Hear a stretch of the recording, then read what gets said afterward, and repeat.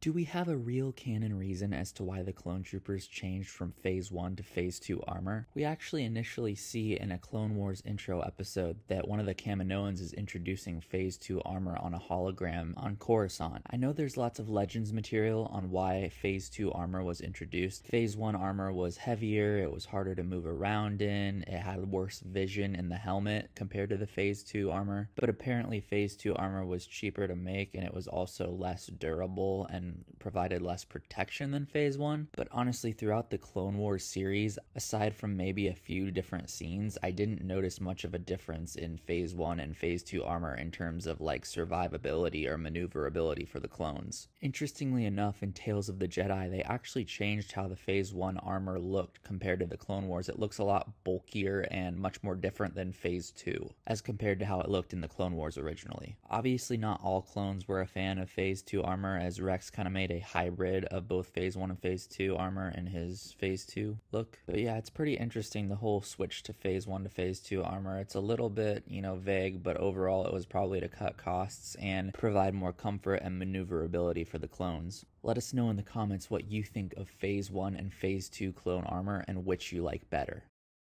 Be sure to subscribe so you're always on top of the latest uploads.